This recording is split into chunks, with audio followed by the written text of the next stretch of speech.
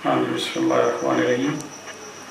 Today we discuss the topic genetics, inheritance. ये topic थोड़ा सा मुश्किल तो नहीं होते, समझ आ जाए तो फिर भूलते नहीं हैं, और अगर ना समझ आए तो फिर याद नहीं होते। तो आमतौर पे ये कंप्लेंट की जाती है कि इसमें से MCQ थोड़ा सा मुश्किल आते हैं। तो बस सिर्फ ये कि इसको आपने आहिस्ता आहिस्ता ये साथ साथ चलना है। टॉपिक जैसा कि हमने नाम बोला है इनहेरिटेंस। इनहेरिटेंस का लफ्ज दो मकामात पे इस्तेमाल होता है। हम कह सकते हैं कि ये दो जगह पे इस्तेमाल हो रहा है। एक इस्तेमाल हो रहा है बायोलॉजिकल और एक लफ्ज इस्तेमाल हो रहा है नॉन बायोलॉजिकल।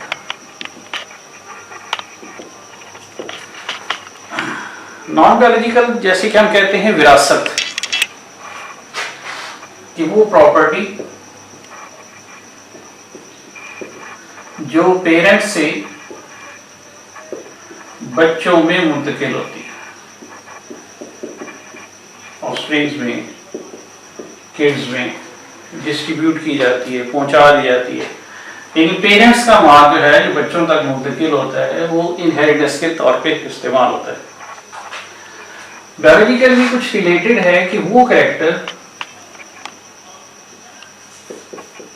जो पेरेंट्स से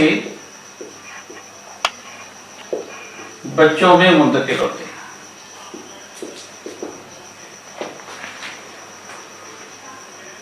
ये कैरेक्टर बाद कुछ चेंज भी हो सकते हैं, म्यूटेट भी हो सकते हैं। हम इनको कह सकते हैं कि नॉन पेरेंटल भी हो सकते हैं। वो कैरेक्टर जो एग्जैक्ट पेरेंट्स वाले कैरेक्टर रखते हैं हम उनको पेरेंटल का नाम देंगे। वो पेरेंटल ही कहलाते हैं, जिसमें चेंज नहीं आती। और जिसमें कुछ चेंज होती है उसको हम नॉन पेरेंटल या म्यूटेट कहते हैं। अब इस चीज की स्टडी को हम जेनेटिक्स, ये ब्रांच जेनेटिक्स कहलाती है। जेनेटिक्स में हम ये देखते हैं कि ये कैरेक्टर कैसे आए। ये क्रोमोसोम के जरिए आए। क्रोमोसोम में क्या होता है? डीएनए, और डीएनए के अंदर क्या होता है? जीन होता है। तो हम कह सकते हैं कि gene is the physiological unit of inheritance. इसी पहलू को एक और नजर से देखें ताकि ये दोनों चीजें यहां मुंतकिल हो जाएं। फादर एंड मदर दोनों में 46 क्रोमोसोम थे। इंसान के अंदर 46 क्रोमोसोम होते हैं। The father produce sperm and the mother produce eggs. दोनों में 23 क्रोमोसोम होते हैं। जब ये दोनों मिलते हैं then it form the zygote, और जाइगोट से फिर ऑफस्प्रिंग बनते हैं। यानी हम कह सकते हैं कि biological non biological process concept wise यहां तक सेम है। स्पर्म के अंदर ये शेप और एग के अंदर ये शेप। हमने कह दिया कि स्पर्म और एग इक्वल कंट्रीब्यूशन है। यहां तक हम बिल्कुल विद रिस्पेक्ट टू क्रोमोसोम दोनों की। लेकिन इसमें हम देखते हैं कि जो एग है उसके अंदर माइटोकॉन्ड्रिया होता है।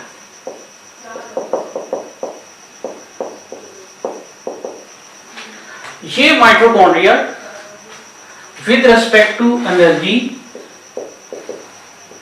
जाइगोट को प्रोवाइड करता है। तो हम कह सकते हैं कि मैटरनल रोल ज्यादा है। इसी वजह से हम कहते हैं कि मां के कदमों के नीचे जन्नत है। इंपॉर्टेंस ऑफ मदर,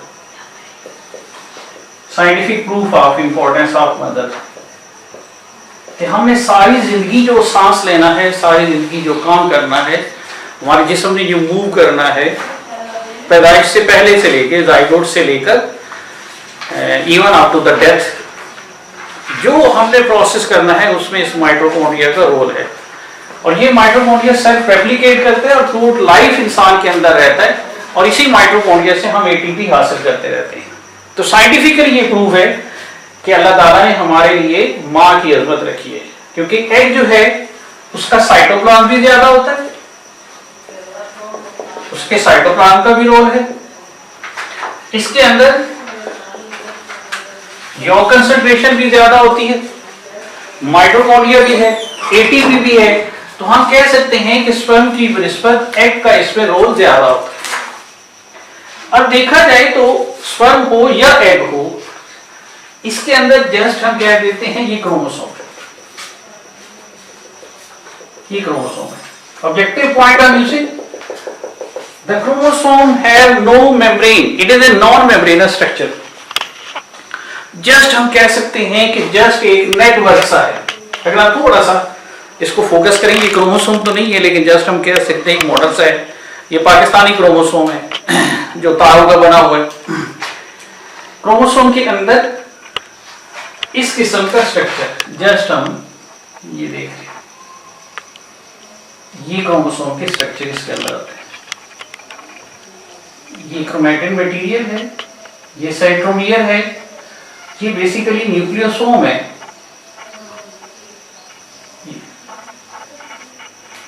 और इनके अंदर प्रोटीन होती है, इसके अंदर ये प्रोटीन होते हैं। ये क्रोमोसोम, ये क्रोमोसोम,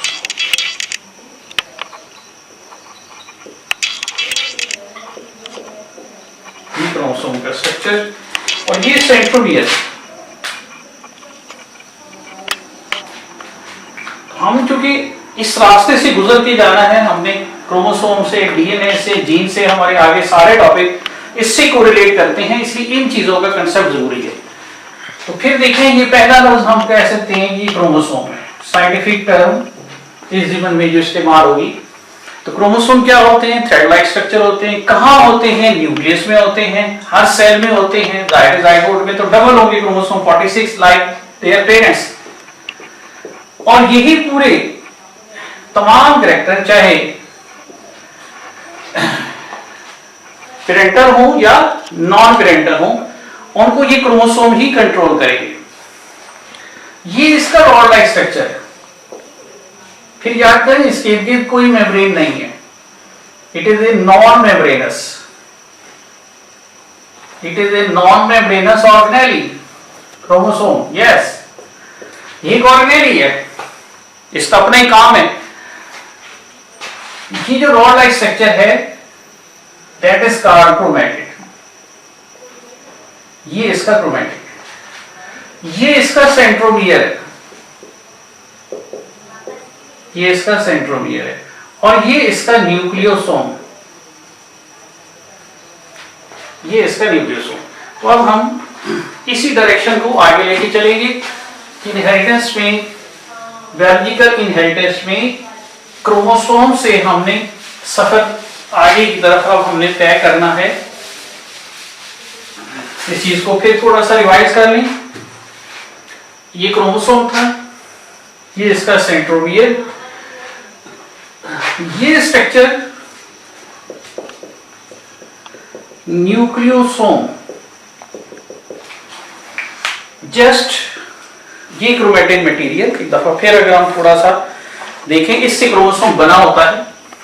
ये ऐसे थ्रेड लाइक स्ट्रक्चर होते हैं, इसमें कॉइल स्ट्रक्चर होते हैं। अब इसी स्ट्रक्चर को हम जरा दोबारा बना लेते हैं, दोबारा देख लेते हैं। यही स्ट्रक्चर जो भी आपके सामने था, ये स्ट्रक्चर, ये स्ट्रक्चर क्रोमैटिन मटेरियल कहलाता है।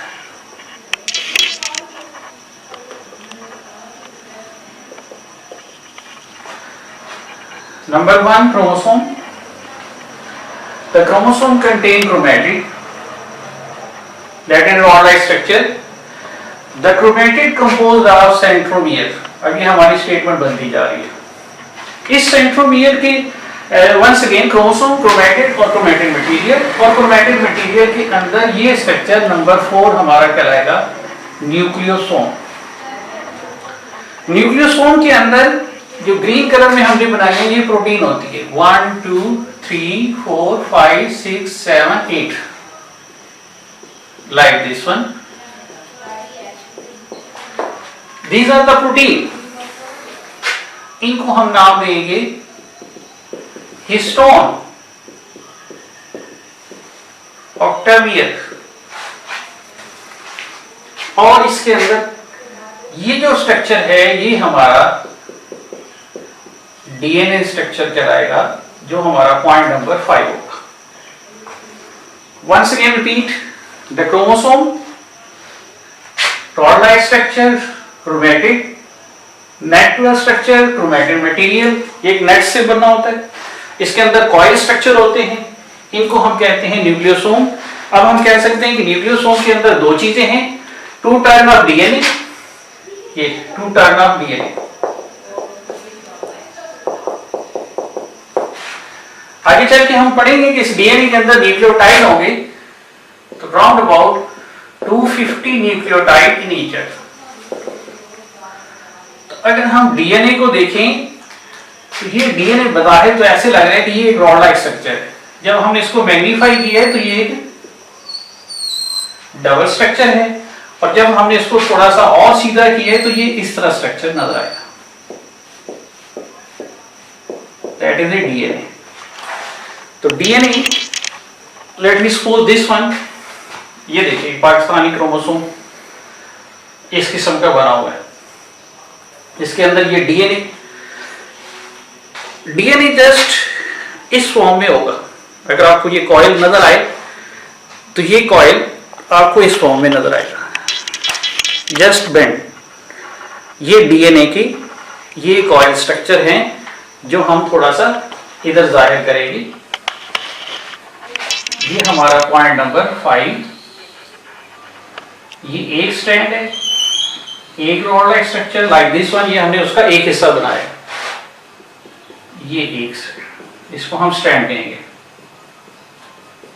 और ये उसका दूसरा हिस्सा है, ये जो अभी हमने कॉइल फॉर्म में देखा है, ये डीएनए,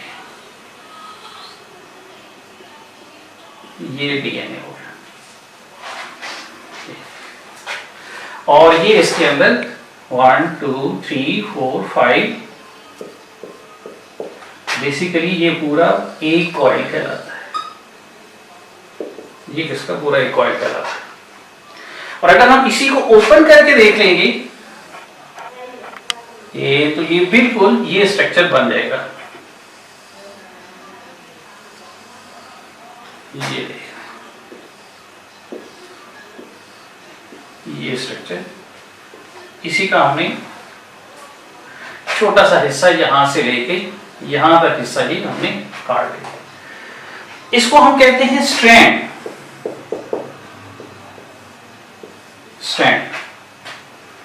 लेकिन अगर आप एक और अच्छा लफ्ज यहां याद कर लें, ये बन जाएगी बैकबोन।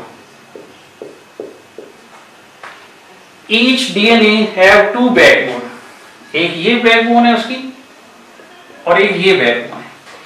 इन स्ट्रक्चर्स को हम कह तो सकते हैं these are rungs like a ladder। ये दरमियान वाले जो स्ट्रक्चर हैं ये इसके रंग्स कहलाएंगे, और ये इसका कॉइल स्ट्रक्चर होगा। जस्ट हमने ये ऐसे कॉइल स्ट्रक्चर था, इस कॉइल स्ट्रक्चर को अब हमने जरा ओपन करके देख लिया। पहले हमने कहा कि ये शायद सिंगल है, सिंगल के बाद हमें पता चला नहीं ये तो डबल है, फिर हमने इसको जरा ओपन करके देख लिया।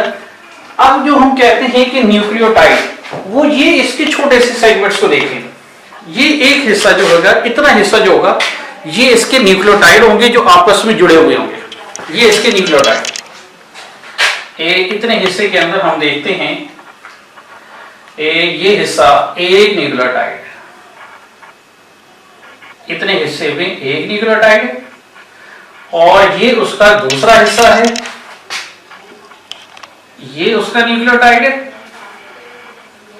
तो हम कह सकते हैं कि यहां हमें दो न्यूक्लियोटाइड नजर आ रहे हैं जो आपस में पेयर हैं, ये न्यूक्लियोटाइड है। तो ये हमारा पॉइंट नंबर 7 बना ऑब्जेक्टिव पॉइंट ऑफ व्यू से, the structural unit of nucleic acid is nucleotide. The structural unit of DNA is called nucleotide. The structural unit of RNA is called nucleotide. The structural unit of inheritance, gene, जो हमें आगे चल के पढ़ना है, वो nucleotide. अब gene, एक डीएनए के छोटे से हिस्से को जीन कहते हैं। ये हमारा पॉइंट नंबर 8 मान देगा। तो हमारा इन 8 पॉइंट्स के इर्द गिर्द ही पूरा आगे चैप्टर घूमना है। तो इस पॉइंट्स को रिवाइज कर लें ताकि ये पॉइंट क्लियर हो जाए। Every individual has a thread like structure which are the chromosome. The chromosome is a rod like structure, chromatid network material, chromatin material. Each chromatin material contains million of nucleosomes. The nucleosome is basically unit of chromosome.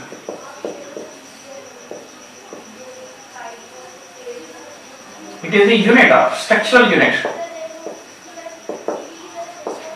It is the structural unit of chromosome, nucleosome. The structural unit of nucleic acid is a nucleotide, and the functional unit is a gene.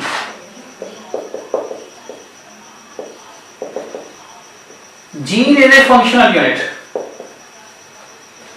Once again I repeat, the structural unit of chromosome is called nucleosome. The structural unit of DNA, nucleotide, and the functional unit of nucleic acid chromosome is called gene. What is the gene? The gene is a small part of DNA. Nothing else. The small part of DNA consists of 500 to millions nucleotide. इसके अंदर nucleotides होते हैं और nucleotides के अंदर फिर हम देखेंगे नाइट्रोजनस बेसेस होती हैं, और वो नाइट्रोजनस बेसेस अगर 3 दिन मिल जाएंगी तो वो कहलाएगी जेनेटिक कोड। अगर हम कहेंगे जीन की यूनिट क्या है, तो जीन की यूनिट होती है जेनेटिक कोड, जिसको हम ट्रिपलेट कोड भी कहेंगे। तो काफी लफ्ज यहां इकट्ठे हो गए। इंडिविजुअल्स के तमाम कैरेक्टर्स को कंट्रोल करता है न्यूक्लियस, और फिर न्यूक्लियस के अंदर होते हैं क्रोमोसोम। ये पहला पॉइंट हमारा हो गया। All the individuals eukaryotic contain nucleus which control all the activities of the cell, and the nucleus contain the chromosome. The chromosome is nothing, just rod-like structure which is called the chromatin. The chromatin is nothing, just a network structure that is called the chromatin material. The chromatin material consists of 2 parts, DNA and the protein. The DNA and protein collectively repeated structure like bead-like structure which are called the nucleosome, and the nucleosome are considered the unit of the chromosome. Structural unit of the chromosome. Nucleosome of prokaryotes do not contain protein. Histone.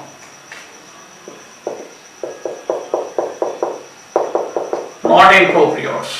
Prokaryotes में nucleosome इस तरह नहीं होते, just सिर्फ DNA होता है, उसमें histone इस तरह बीड लाइक स्ट्रक्चर नहीं होते। ये यूकैरियोट्स की बात हो रही है। डीएनए डबल स्ट्रैंडेड था, और फिर इसके अंदर छोटे छोटे न्यूक्लियोटाइड होते हैं, और ये न्यूक्लियोटाइड फिर आपस में पेयर होते हैं। और अगर हम इसमें से 3 यूनिट ले लेंगे just for this one, that is called genetic code. The specific arrangement of 3 nucleotide with in DNA is called genetic code. और ये ट्रिपलेट कोड से फिर आगे चल के मैसेंजर आरएनए बनेगा, और मैसेंजर आरएनए फिर आगे प्रोटीन बनाएगी, और ये प्रोटीन आगे स्पेसिफिक शेप बनेगी। हम एक स्टेटमेंट जेनेटिक्स में इस्तेमाल करते हैं, the phenotype depend upon genotype. जैसा जीन होगा, जैसे क्रोमोसोम। जी पहले हमने ये डिस्कस की है, उसको हमने शुरू कर दिया एक लाइन में, हम जस्ट समराइज कर रहे हैं Every living individual contains cell. It means the unit of living organism is called cell. The cell contains nucleus. The nucleus contains chromosome. In case of eukaryotic, the chromosome contains chromatid, which is composed of chromatin material. Chromatin material contains nucleosome, which is the structural unit of chromosome. The nucleosome contains protein and DNA, but we consider DNA, not protein. DNA is the genetic material. DNA is the genetic material, not protein. क्योंकि DNA ही next generation में transfer character करने का सबब बनता है। DNA के part को हम कहते हैं जीन। ये इसी का एक पार्ट है, अलग नहीं है, उसका एक सेगमेंट है, अलग नहीं पार्ट, उसी का सेगमेंट जीन। जीन न्यूक्लियोटाइड से बना होता है, पॉलीन्यूक्लियोटाइड होता है। हमने देखा है कि इसके अंदर कम से कम 500 से लेकर मिलियन न्यूक्लियोटाइड हो सकते हैं। Nucleotide contain genetic code which contain only 3 nucleotides. Only 3 nucleotides, triplet code. It helps to formation of messenger RNA. The messenger RNA with the help of ribosome. Ribosome की मदद से प्रोटीन एंजाइम बनाएगा और enzyme से shape बनेगी। तो वो एक स्टेटमेंट जिसकी हमें जरूरत थी, phenotype depends upon genotype। जैसे डीएनए होगा ऐसी शेप बनेगी। ये हमारा एक पॉइंट था। अब जब हम थोड़ी सी इसकी हिस्टोरिकल बैकग्राउंड देखते हैं,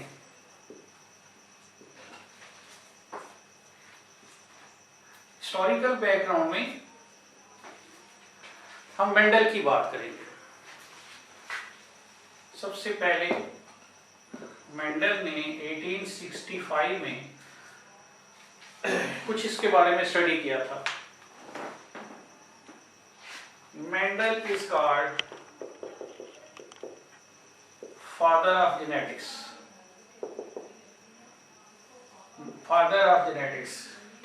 लेकिन मेंडल को जीन क्रोमोसोम का नहीं पता था, न जीन का पता था न क्रोमोसोम का पता था। इसकी बजाय वो एक लफ्ज इस्तेमाल किया करता था एलिमेंटन, जो पूरे एक क्रोमोसोम को कहते थे। पूरे क्रोमोसोम को वो एलिमेंटन का नाम दिया था। यानी वो कहता था कि जितने क्रोमोसोम होंगे, नंबर ऑफ क्रोमोसोम, उतने ही कैरेक्टर होंगे। हालांकि ये कंसेप्ट बाद में रिजेक्ट हो गया। उस थ्योरी का नाम chromosomal theory, chromosomal theory TH Morgan ने फिर प्रूव किया था, सपोर्टेड बाय सटन, जो बाद में रिजेक्ट हुई। लेकिन फिलहाल हम कहते हैं कि मेंडल जो है वो सारा फादर के नाम से मशहूर है, एलिमेंटन, कि जितने क्रोमोसोम होंगे उतने ही कैरेक्टर होंगे। मेंडल ने काम किया था पी प्लांट पे, और खुशकिस्मती से पी प्लांट में 7 पेयर ऑफ कैरेक्टर थे, और उसने 7 पेयर ऑफ ही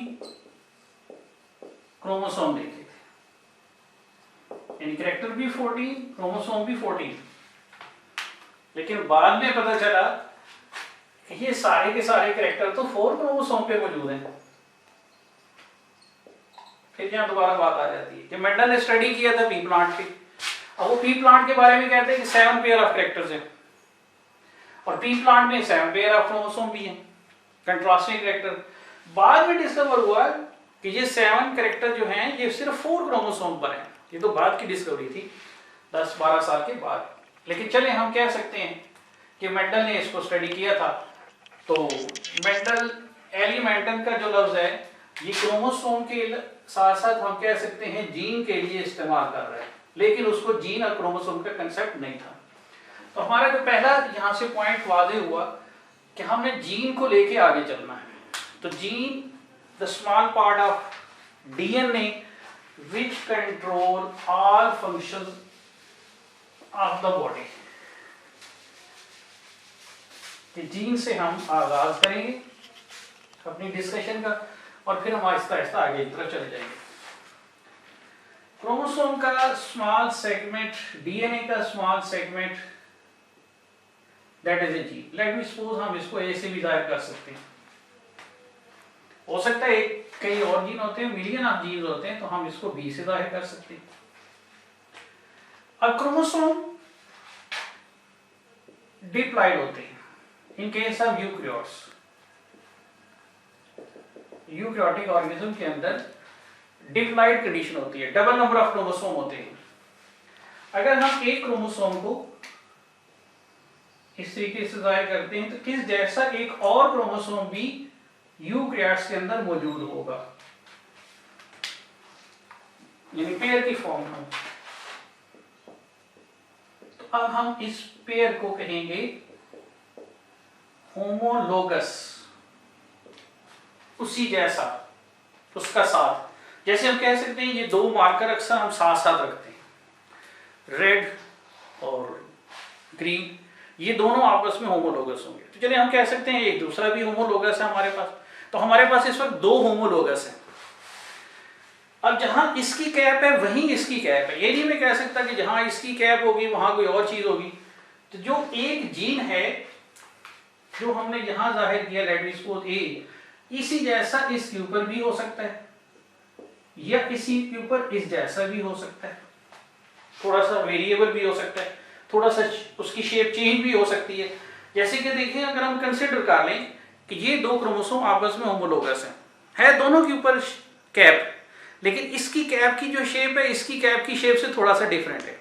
हालांकि इन दोनों की कैप तकरीबन एक जैसी थी, कलर डिफरेंट था, लेकिन इन दोनों की कैप के अंदर थोड़ा सा फर्क नजर आ रहा है, डिफरेंस नजर आ रहा है। तो हम कह सकते हैं, इसको हमने किसी अलग साइंस से डिस्कस किया है, ये जो जीन के जोड़े होते हैं, पेयर होते हैं, पार्टनर होते हैं, उसी जैसा जो होता है इसको हम कहेंगे अलील। ये हमारा नेक्स्ट पॉइंट आ गया। The partner of a gene उसी के ऊपर नहीं होगा।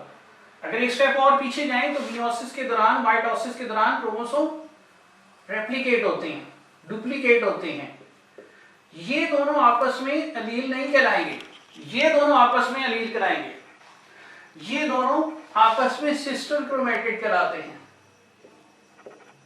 ये दोनों आपस में सिस्टर क्रोमेटिड हैं ड्यूरिंग रेप्लिकेशन, रेप्लिकेशन के दौरान।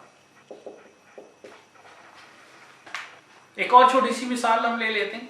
जैसे मैं अगर खड़ा हूं तो मेरे साथ एक और शख्स भी खड़ा हो, तो जो मेरा बाजू है उसका बाजू आपस में अलील कहलाएगा। अब मेरा बाजू मेरे बाजू के साथ अलील नहीं कहलाएगा, मेरी जगह कोई और एक और शख्स आ जाता है तो वो मेरा अल्टरनेट कहलाएगा।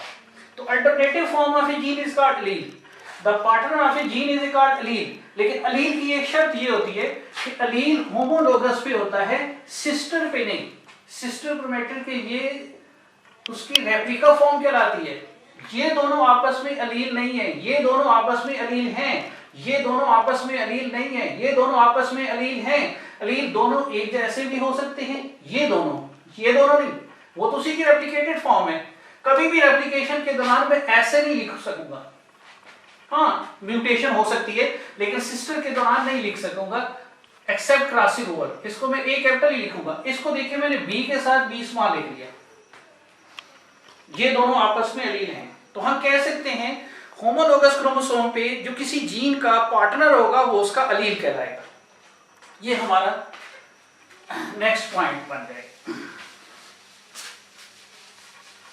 मेंडल ने जीन की बजाय लफ्ज इस्तेमाल किया था एलिमेंटन, और एलिमेंटन हम आजकल उसको कह सकते हैं कि ये जीन है, जीन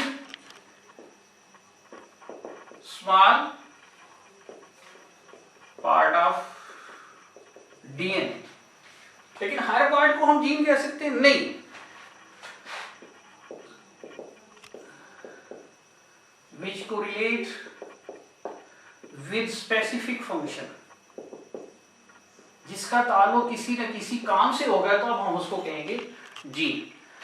और दूसरा पॉइंट क्या बन गया, allele, partner of gene is called allele.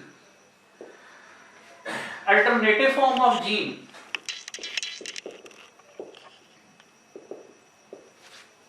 Alternative form of gene is called allele. अब उसी चीज को फिर रिवाइज करके आगे चलें कि ये देखें क्रोमोसोम है, यूकैरियोट्स के अंदर क्रोमोसोम अकेला नहीं होगा, पेयर की सूरत में होगा। ये उसका पेयर हो गया, इसके ऊपर क्रोमोसोम के ऊपर जीन है, फर्ज किया ए कैपिटल, इसके ऊपर भी ए कैपिटल, इसके ऊपर फर्ज किया बी कैपिटल, ये बी स्मॉल।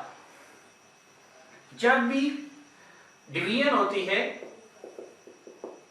तो उसमें रेप्लिकेशन होती है। रेप्लिकेशन के दौरान क्रोमोसोम डुप्लीकेट होते हैं, दोनों क्रोमोसोम ये देखिए रेप्लिकेट होते हैं। रेप्लिकेशन वाला टॉपिक भी एक अलग लेक्चर मांगता है। ये ए कैपिटल ये आपस में रेप्लिकेटेड फॉर्म है, A capital B capital B small, ये दोनों आपस में होमोलोगस कहलाएंगे। Homologous with respect to A it is homozygous. अगर एक जैसे क्रोमोसोम होंगे तो homozygous, with respect to B it is called heterozygous. अब अगर पूछा जाए एक चीज बताएं, या होमोजाइगस कहें या हेटेरोजाइगस कहें, लेकिन हम कह सकते हैं कि ये एक वक्त में क्रोमोसोम होमोलोगस भी है, और इन दोनों में से अगर हम एक लफ्ज इंतखाब करेंगे तो ये हेटेरोजाइगस है। It is a homologous as well as heterozygous, क्योंकि एक जगह भी डिफरेंस आ गए तो ये दोनों जीन आपस में अलील कहलाएंगे। ये दोनों आपस में अलील नहीं होंगे, ये रेप्लिकेटेड फॉर्म होंगे, ये रेप्लिका होगा उसका, सिस्टर क्रोमेटिड, ये उसकी रेप्लिकेटेड फॉर्म होगी।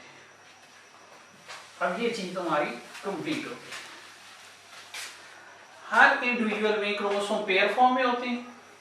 हमने देखा कि ए की शेप ये है,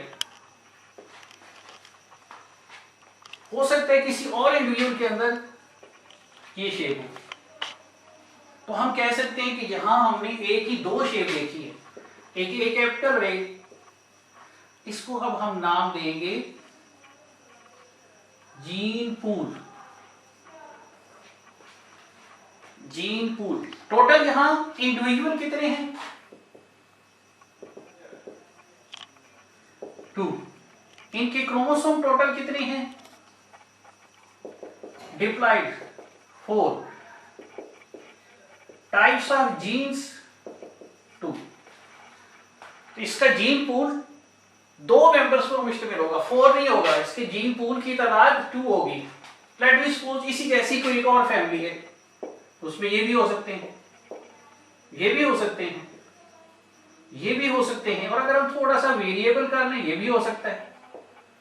अब देखिए number of individual 4, the number of chromosome 8, but their gene pool contain A1, their gene pool contain 3 members।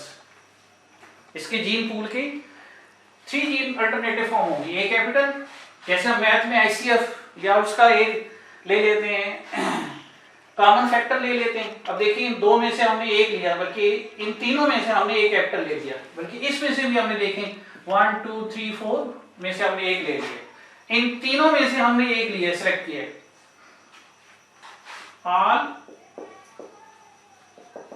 Possible forms of genes in a population is called gene pool. किसी पॉपुलेशन में कितनी किस्म के gene पाए जाते हैं वो उसकी कहलाएगी जीन पूल। जितनी वेरिएशन बढ़ती जाएगी उतने जीन पूल की तादाद बढ़ती जाएगी। gene pool is directly proportional to variation is directly proportional to mutation. That is the simplest formula for gene pool. जितनी वेरिएशन बढ़ेगी, इसका मतलब क्रोमोसोम में चेंजेस आएंगी, इतनी जीन पूल की तादाद बढ़ती जाएगी। और जब हम इसको इन्वर्सली करते हैं तो हम उसको कहते हैं होमोजाइगोसिटी, यसानियत बढ़ती जाती है, उसमें जीन पूल कम होते चले जाते हैं, ये उसका इन्वर्सली प्रोपोर्शनल होगा। होमोजाइगोसिटी बढ़ती जाएगी तो जीन पूल की तादाद कम होती जाएगी। ये हम आगे देखते हैं कि ये दोनों फैक्टर्स आगे एवोल्यूशन का सबब बनते हैं। या हो सकता है कोई नई स्पीशीज बनती है, दैट इज कॉल्ड स्पीशीएशन। जीन से अलील और साथ ही एक टर्म बन गई जीन पूल। अब जीन पूल जो होते हैं ये दो किस्म के होते हैं, एक होती है प्राइमरी जीन पूल और एक होती है secondary gene pool.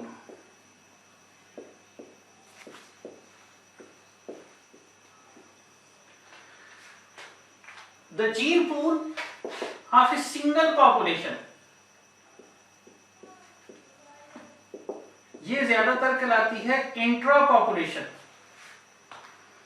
With in a population, एक पॉपुलेशन के अंदर, जैसे ये हमने ले लिया कि ये एक पॉपुलेशन थी, अगर हम कंसिडर कर लें कि ये एक पॉपुलेशन है, ये जो इसका जीन पूल कहलाएगा that is called primary gene pool.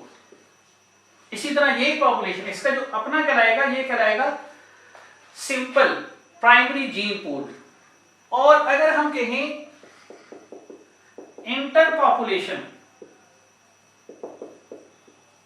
Gene pool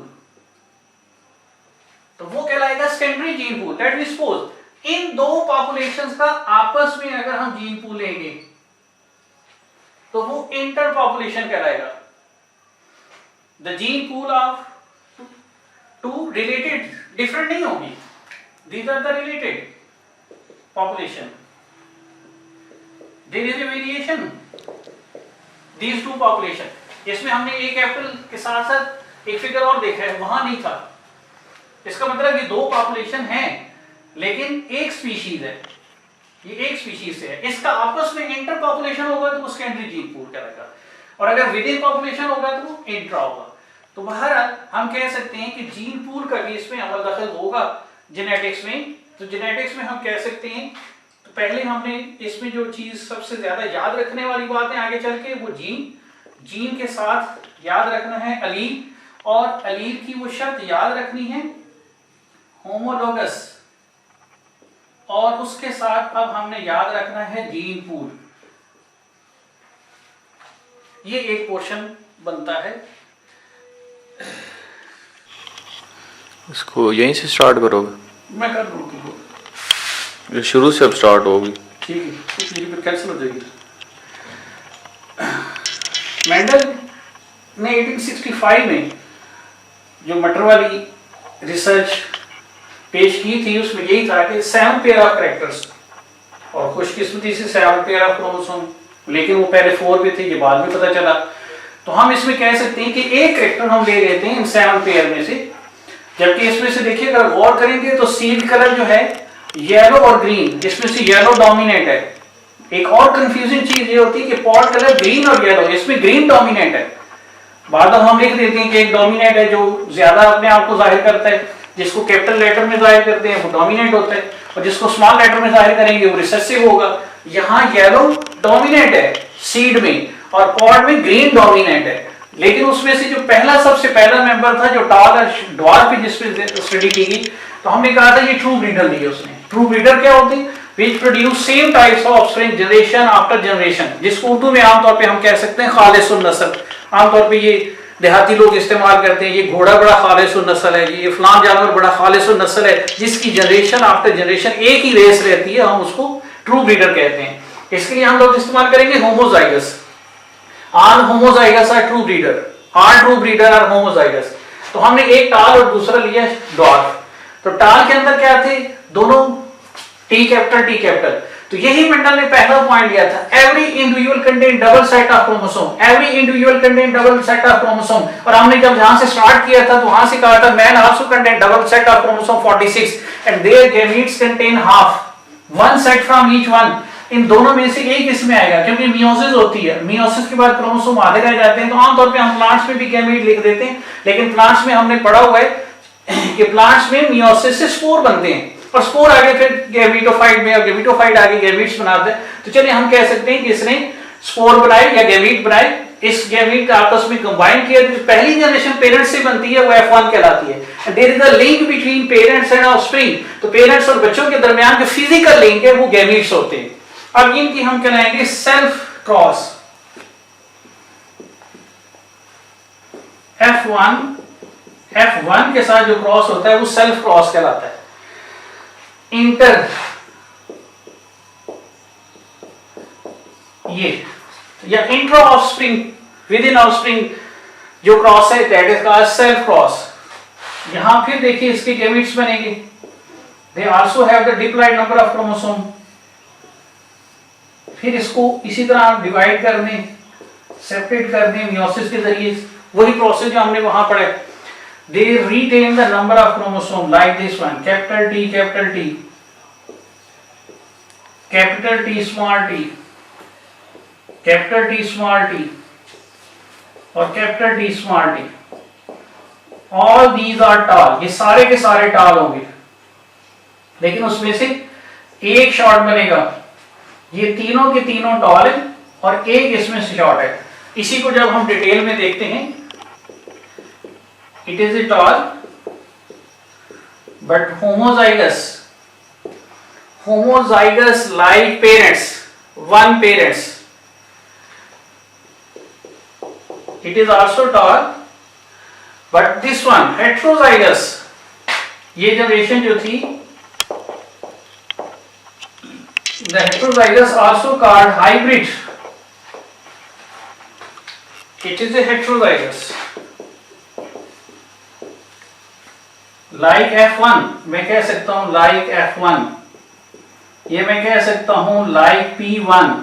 इन चीजों को जरा सेपरेट रख लें आप लोग, like P1, like F1, it is a dwarf, that recessive is always homozygous, that is also like P1। और ये दो थे, तो हम कह सकते हैं इसकी phenotypic ratio, phenotypic ratio 3:1 and genotypic ratio is equal to 1:2:1।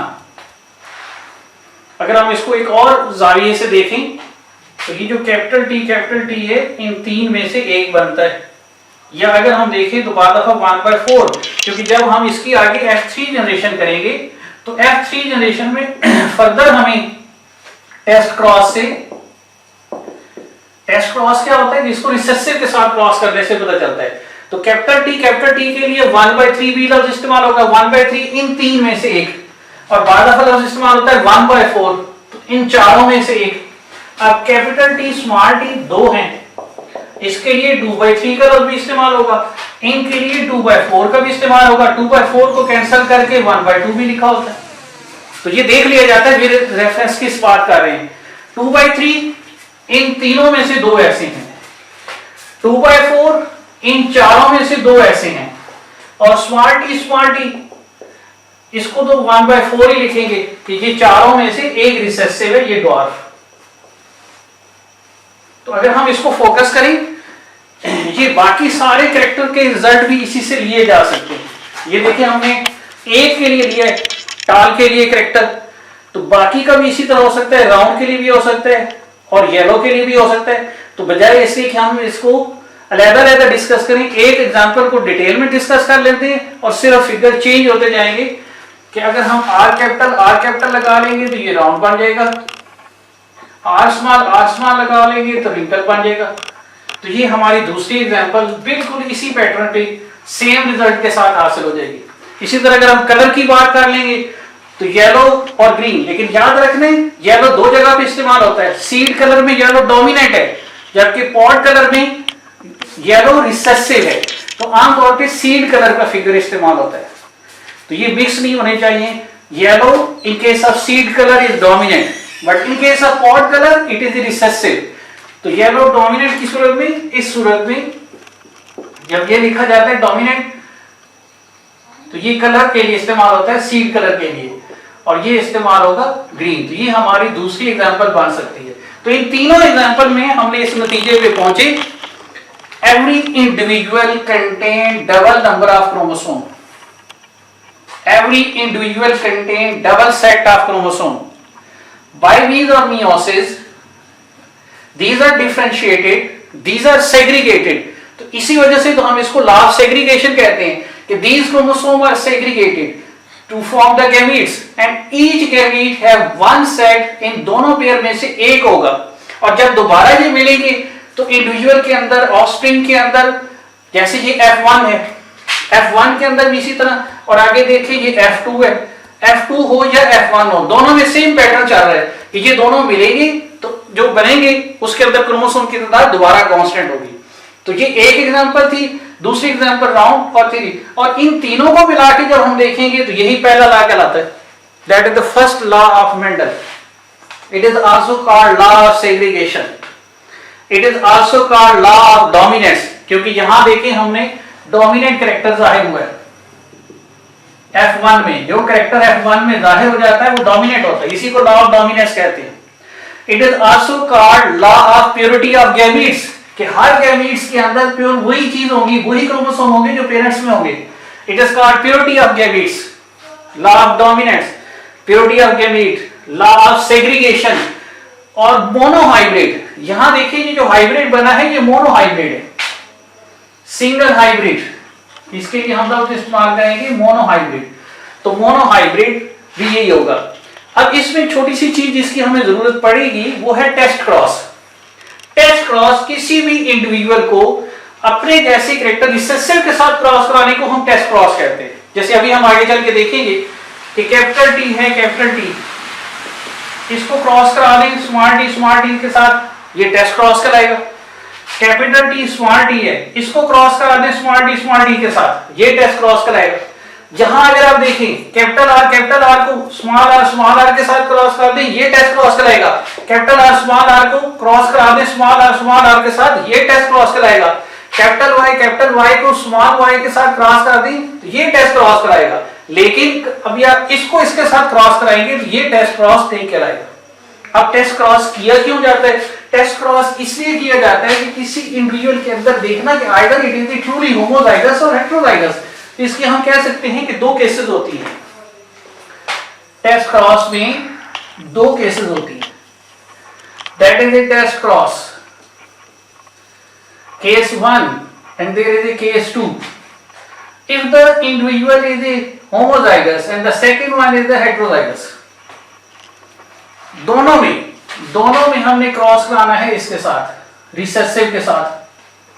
अब यहां देखें capital T small T capital T small T, all the individual are the same। अगर 100% रिजल्ट हासिल हो जाए तो individual will be homozygous, that is the result. और अगर इसमें देखें that is A capital T, that is A small T, अगर 50% रिजल्ट हासिल हो तो individual will be heterozygous, hybrid. और अगर 50% ना भी हो, 50% हो, 60 किसी जगह आ जाए, 75 आ जाए, 20 आ जाए, 10 आ जाए, then always the result is the same heterozygous। Objective में बात चेंज कर दिया ये फिगर, हम तो सिर्फ यही पढ़ते हैं कि 50% नहीं, 60 भी हो सकता है, 75 हो सकता है, 85 हो सकता है, 95 हो सकता है, कोई भी अदर देन 100% से अदर देन जो भी होगा वो हेटेरोजाइगस होगा। तो test cross is a cross to test the homozygous या heterozygous।